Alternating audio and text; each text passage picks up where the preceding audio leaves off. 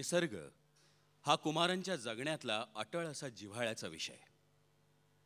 गाण्याच्या संदर्भातही निसर्गाचे संदर्भ त्यांच्या बोलण्यात अनेकदा येत. विशिष्ट वेळी विशिष्ट राग गावेत याविषयीची बंधनं नियम कितपत पाळायचे. कुमारजी निसर्गाचा धागा इथं छान पकडतात. समय आणि वेळ मी पाळतो ते बंधन, म्हणजे त्या त्या समयाला ते सूर आपोआप येतात गळ्यात. काय होतं की निसर्गाच्या वेगवेगळ्या सान्निध्यात समयात तो निसर्गच तसा आवाज तुमच्या गळ्यातून काढून घेतो. त्याला पकडावं लागतं. हे बंधन अतिशय नाजूक आणि अतिशय पॉवरफुल. तोडी गाऊन तुम्हाला सकाळ उभी करता आली पाहिजे. सकाळी आपल्याला काय वाटतं? संबंध आपण तसे असतो का जसे दुपारी 12 वाजता असतो?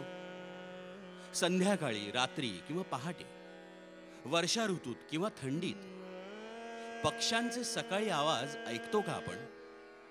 आणि पावसातल्या मोरांचे आवाज काय स्वर काढतात? जनलोकात बायका नकळत स्वाभाविक स्वरात काय गातात? असं आहे, त्यावेळी आपण निसर्गाच्या सान्निध्यात असायला हवं, एअर कंडिशन्ड खोलीत नाही. हे समयाचं भान शुद्ध श्याम ह्या त्यांच्या जोड रागातल्या निर्मितीत कसं सुंदर उतरलंय ते पहा.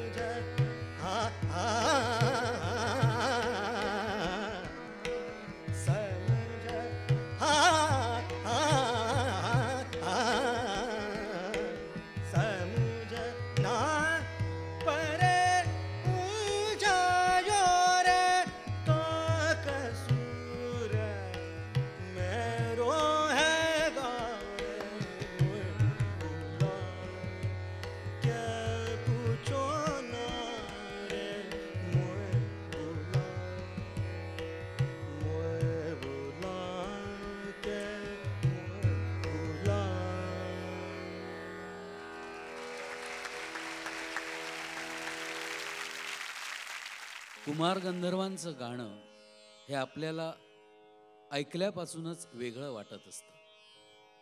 कुमारांनी खरं तर जाणीवपूर्वक हे वेगळेपण जपलं होतं. त्याबाबत त्यांचं म्हणणं,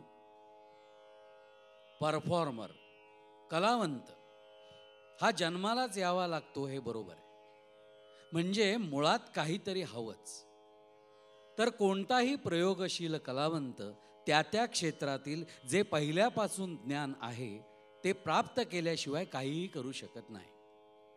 विशेषतः शास्त्रीय संगीतात. संगीताच्या शास्त्रामध्ये काही बदल होत नाही.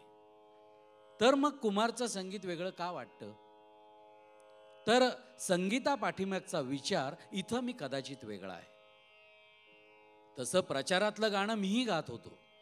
माझं दुकानही फार छान चाललं होतं. पण आनंद मिळत नव्हता.